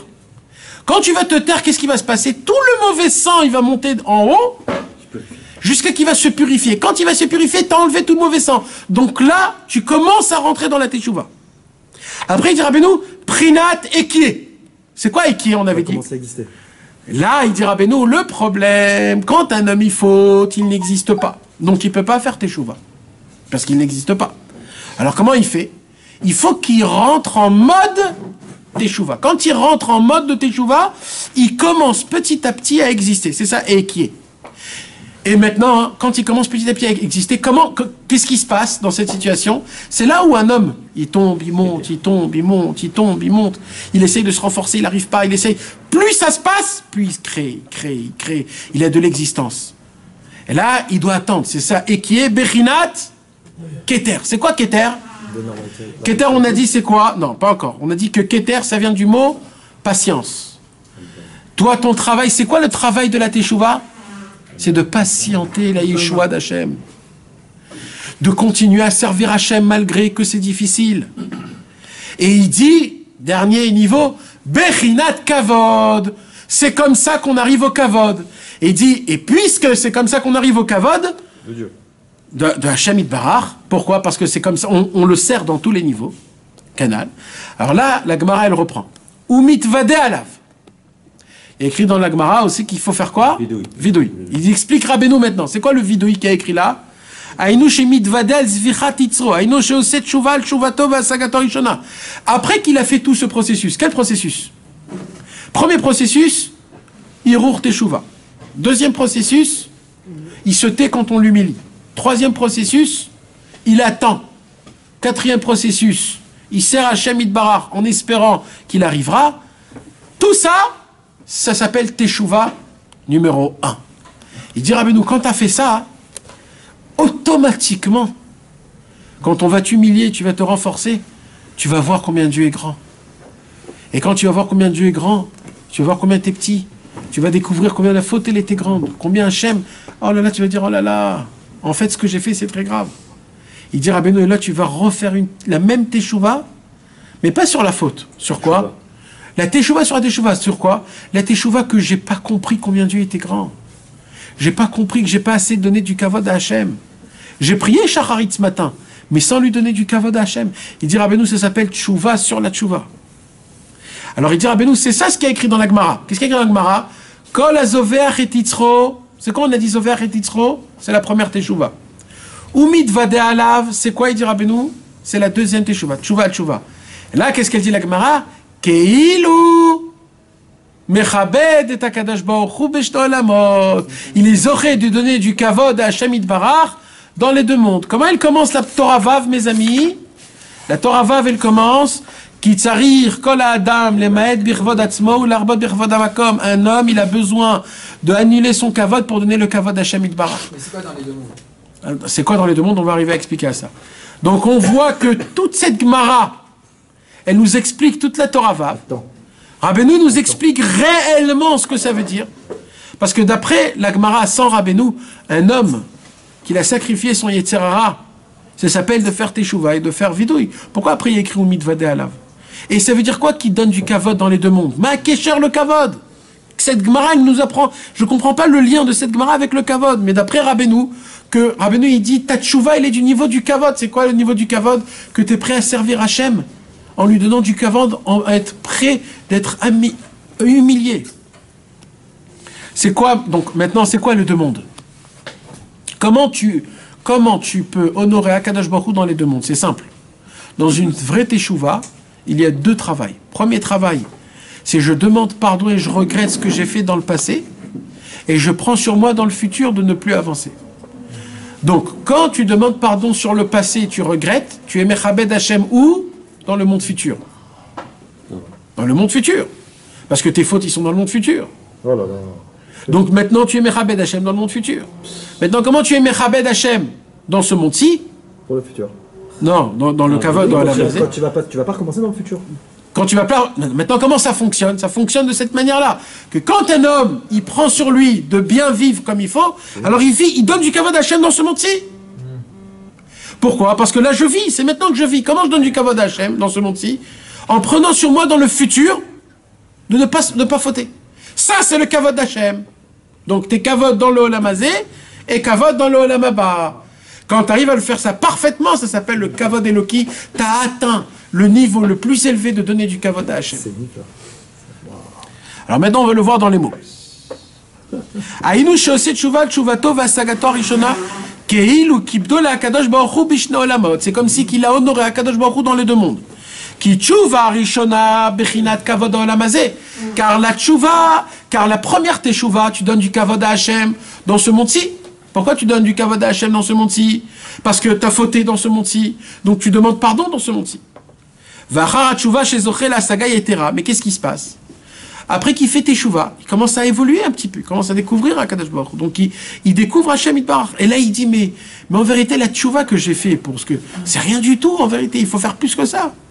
Ou makir bioter et tromemut et le couteau. Donc il connaît combien Dieu est grand. Veut aussi teshuva teshuvato. Et là il demande pardon à Hashem de quoi? Hashem, pardonne-moi que la teshuva que j'ai fait elle était aussi simple. En fait il fallait faire une teshuva beaucoup plus grande. Zot teshuva ou prinat kvod haolam haba. Cette teshuva là, c'est la teshuva du prinat du kavod haolam haba. Quand tu arrives à découvrir Akadosh Baruch Hu combien il est grand, combien il est énorme, et là tu fais teshuva sur quoi? Sur le fait que j'ai servi à Kadosh Baruch Hu, mais pas comme il fallait, j'ai servi à Hashem comme un être humain, pas comme un Dieu, comme tu es grand. Normalement, je devrais me mettre toute ma vie en danger pour te servir. Et quand un homme il le comprend vraiment, il dit Hashem, je te demande pardon que quand j'ai fait teshuva, c'était pas comme il faut. Alors ça, c'est le kavod de Olam Haba. Et ça, tout le temps, un homme, il doit le vivre. Donc en vérité, maintenant, je vais vous poser une question. La question la plus importante de la création du monde. Ce que je vous ai dit au début, mes amis. Si c'est ça que je dois faire. Donc en vérité, je me retrouve devant un nouveau but. Le but de notre vie, vous savez, c'est quoi? C'est d'étudier la Torah. Pourquoi étudier la Torah? Parce que quand j'étudie la Torah, je découvre combien Dieu il est grand. Quand je découvre combien Dieu il est grand, je perçois que ce que j'ai fait jusqu'à maintenant, c'est rien par rapport à Hachem. Donc je fais teshuva sur teshuva. Donc le but d'étudier la Torah, c'est quoi? C'est découvrir la grandeur de Dieu. Quand je prie à Hachem, ça doit être aussi avec le kavod du Olam Hazé. Je dois aussi demander à Kadosh Baruch Hu que ma prière que je prie, cette prière puisse donner du kavod à Hachem. Que je prie d'une manière que réellement je donne du kavod à Hachem. C'est ça l'objectif, c'est pas le limoud. Hein? Non, ça veut dire que même le limoud, il doit être dans ce lien-là. C'est ça le chidouche. Parce que comment tu peux découvrir la grandeur de Dieu? C'est quoi la saga? Comment toi tu peux expliquer ma saga Rishona et la saga Pnimi? J'ai aucune saga moi. De quoi tu me parles de la sagot? Mais c'est comme je vous expliquais tout à l'heure. C'est comme la tfila. C'est quoi la tfila? Dans la tfila aussi, tu peux donner. Oui, mais c'est pas pareil. Pourquoi? Parce que un homme, par exemple, qui était Mechalel Shabbat, mais lui, il savait pas. Il est né dans une famille pas religieuse. Donc lui, il était Mechalel Shabbat. Et on lui apprend c'est quoi Shabbat. Alors il dit, waouh, c'est beau, je vais commencer à faire Shabbat. Et il commence à faire Shabbat. Maintenant, quand il commence à devenir religieux, des années plus tard, il découvre que le Halel Shabbat, c'est la vera la plus grande au monde. Que ça s'appelle déshonorer Akadosh Baruch Hu d'une très grande façon. C'est très grave. Et d'un coup, il dit, oulala, mais qu'est-ce que j'ai fait, moi, pendant des années? Là, qu'est-ce qui s'est passé? Il a eu une nouvelle saga de ce que c'est Shabbat. Maintenant, il se dit, mais quand j'ai fait Teshuvah à l'époque, J'ai fait tchouva comme si que c'était pas très grave de te faire Halal Shabbat. Mais maintenant que je comprends combien c'est grave, donc maintenant je dois faire tchouva sur quoi? Pas sur le Chilul Shabbat. Sur la tchouva qui a été manquant de Kavod Hashem. Parce que le but du monde, c'est quoi? C'est de ne pas manquer de Kavod Hashem. Et le problème, c'est quand tu manques du Kavod Hashem, il faut faire tes tchouva dessus. Donc même quand tu fais tes tchouva en manquant du Kavod Hashem, ça aussi, il faut faire tes tchouva dessus. Il faut jamais manquer le Kavod Hashem, on doit le donner, il appartient à Kadosh Baruch Hu. Tout le temps. Combien c'est grave, Chas v'Shalom. Il faut toujours être appartenir au fait qu'un homme il puisse donner le Kavod à Kadosh Baruch Hu. Pourquoi l'étude de la Torah, ça nous montre la grandeur d'Hachem? Alors pour ça, il faut trouver des études qui font grandir la grandeur d'Hachem. Ça nous fait grandir à nous. Non, quand tu étudies la Torah, il y a plusieurs Torahs. Si maintenant tu étudies, par exemple, un pilpoul dans la Gemara, alors c'est sûr que dans la Gemara, tu peux énormément, très vite tomber dans la Gava. Pourquoi? Parce que la Gemara, elle apprend à te construire. La Gemara, elle est faite pour te construire, pour construire ton cerveau. Donc la Gemara, elle t'oblige à créer une svara, à créer des explications, à de comprendre, des arguments, à approfondir. Donc ça te crée, donc c'est facile de tomber dans la gava quand tu étudies la Gemara. C'est pour ça qu'il faut beaucoup étudier de Moussar et de Chassidut et de Shulchan Aruch avant qu'on étudie la Gemara, pour pas tomber dans la gava de la Gemara. Alors les livres comme le Moussar, comme la Chassidut, comme le Zohar et la Kabbalah, ils t'apprennent quoi? Ils t'apprennent combien Dieu est grand et combien tu es tout petit. Le Moussar, il t'apprend combien t'es petit. Rabbi Nachman, quand il te parle de Hachem, quand il te parle de Azamra, quand il te parle que des espoirs n'existent pas, quand il te parle de Dieu, il te fait montrer combien Dieu il est grand. Et là tu découvres combien Dieu il est grand, Bémet, et combien le péché il est grave, et combien j'ai fait des choses. Et là tu commences à faire tes chouvas. Donc le but de notre étude de la Torah, c'est pour découvrir la grandeur de Dieu. Donc on doit avoir ça dans la tête. Dans la tête tout le temps. Est-ce que je fais ça pour l'honneur de Dieu? Ou alors comment je peux le découvrir? Où je peux donner? Comment je peux le faire mieux? Ça, on oublie. Et le fait de regarder la nature et regarder la Chokhmah qui est dans la création, comme l'a fait Abraham, c'est pas aussi un lien de grandir Hachem? Ouais, mais aujourd'hui ça nous fait plus effet. Ouais. À l'époque, on avait assez de Chokhmah et de Sechel pour avoir ça, mais aujourd'hui ça nous fait plus d'effet, ça. Tu as beau tout voir et ça te fait pas d'effet, tu restes la même personne que tu es.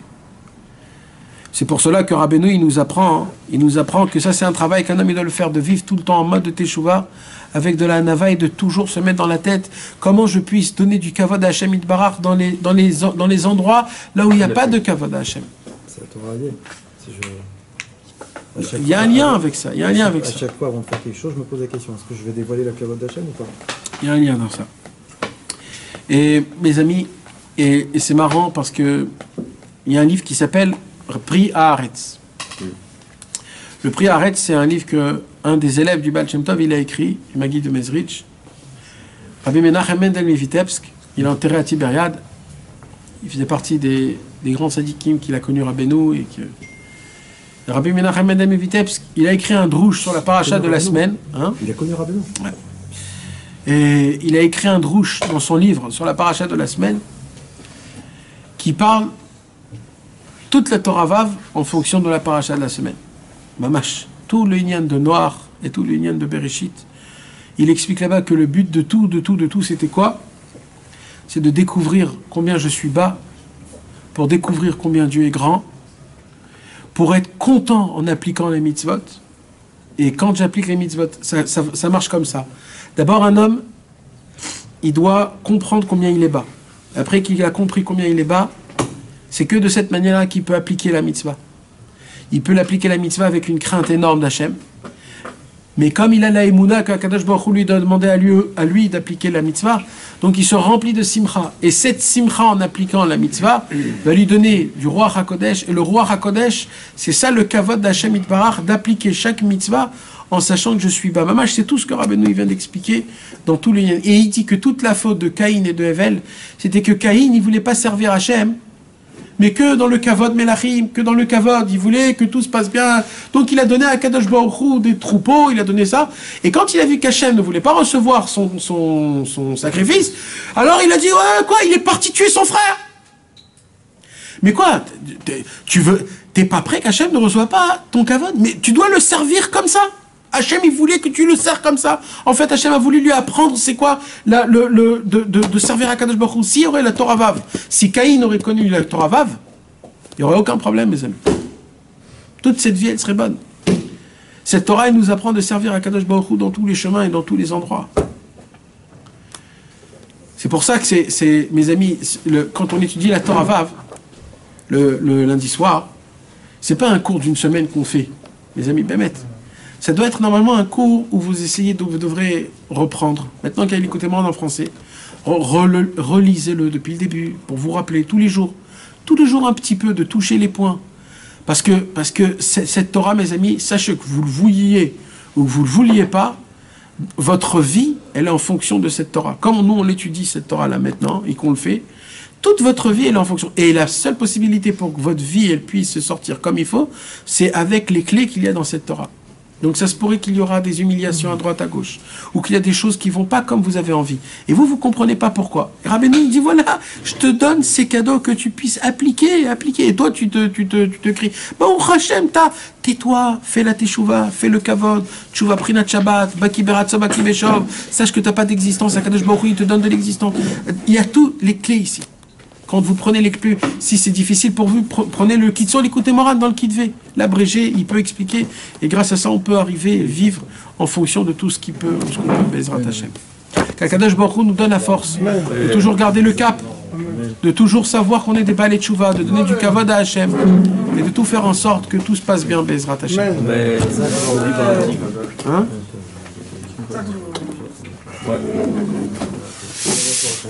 Si vous voulez participer, les amis,